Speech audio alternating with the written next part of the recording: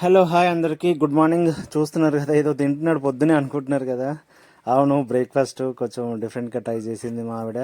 మీకు అనిపిస్తుంది కదా గుంత పొంగనాలు. సో తన ఇంగ్రీడియంట్స్ ఏమి యూజ్ చేసిందో చూడండి. పాలకూర, ఆ, పచ్చిమిర్చి, క్యారెట్, సాల్ట్, జీలకర్ర, బొంబాయి రవ్వ ప్లస్ పెరుగు.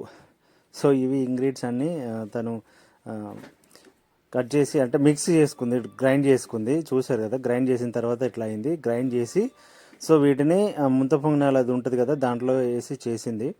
సో పాపకి బ్రేక్ఫాస్ట్ ప్లస్ నాకు కొంచెం హెల్తీగా ట్రై చేస్తుంటుంది ఎప్పుడు ఏదో ఒకటి డిఫరెంట్గా. చూసారు కదా ఇట్లా దీంట్లో పెట్టింది. సో ఇది తెలుసు కదా మీకు అందరికి, గుంత పొంగనాలు ఇది ప్లేట్ అది దాంట్లో వేస్తుంది.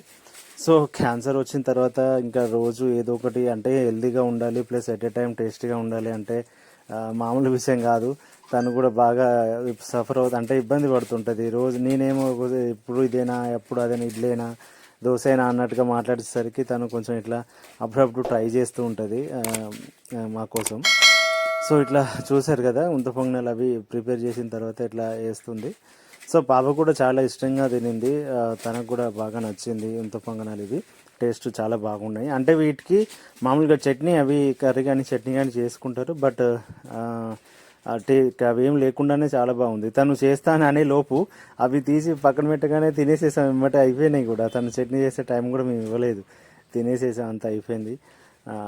పాపకు నాకు ఇద్దరికి అయిపోయింది బ్రేక్ఫాస్ట్. సో తన కోసం మళ్ళీ తను వేరే ప్రిపేర్ చేసుకుంటుందేమో.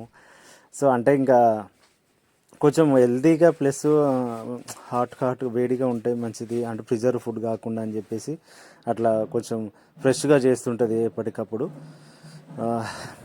ఏదో బాగా ఇబ్బంది పెడుతూ ఉంటారని పాపం, ఏం చేస్తాం, తప్పదు కదా. సో ఫైనల్గా రెడీ అయిపోయింది పునుగులు, అవి ముంత పొంగనాలు. చూస్తున్నారు కదా, చూడడానికి కూడా భలేగా ఉన్నాయి, ఖాళీ మంచిగా ఎర్రగా చాలా టేస్టీగా ఉంది. తినేసాను నేను ఆల్రెడీ.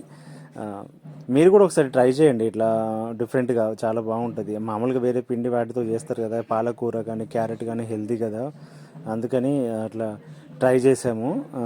చాలా టేస్ట్ అనిపించింది నాకు. అంటే తను కొద్దిగానే కలిపింది, ఎక్కువ ఎక్కువ కలపలేదు, అంటే ఎట్లా ఉంటుందో అని చెప్పేసి కొంచెం ట్రై చేసింది కదా, అందుకని మా ఇద్దరికే సరిపోయింది, పాపకి నాకు.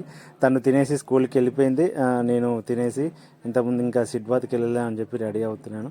సో మీరు కూడా చూస్తున్నారు కదా, ఎంతో కలర్ఫుల్గా కూడా కనిపిస్తుంది మంచిగా చూడడానికి. అది మీరు కూడా ట్రై చేసి చూడండి. సో మీకు వీడియో మేము చేసిన ఈ వీడియో మీకు నచ్చితే, మా డిఫరెంట్ ఇట్లా హెల్తీ ఫుడ్ అని మీకు ఇన్ఫర్మేషన్ మంచిగా అనిపిస్తే ఒకసారి ఈ వీడియోని లైక్ చేయడం మర్చిపోవద్దు. మీకు ఎవరికైనా ఇంగ్రీడియంట్గా ఇది కావాలన్నా వాళ్ళకి షేర్ చేయండి. అండ్ మీరు కూడా ఒకసారి ట్రై చేయండి. మీరు దీని గురించి ఏదైనా చెప్పాలనుకుంటే కామెంట్ చేయండి. మీరు మొత్తానికి మాత్రం నా ఛానల్ని సబ్స్క్రైబ్ చేసుకోవడం మాత్రం మర్చిపోవద్దు. నేనైతే తినేసాను, చాలా టేస్ట్గా ఉంది. బాయ్.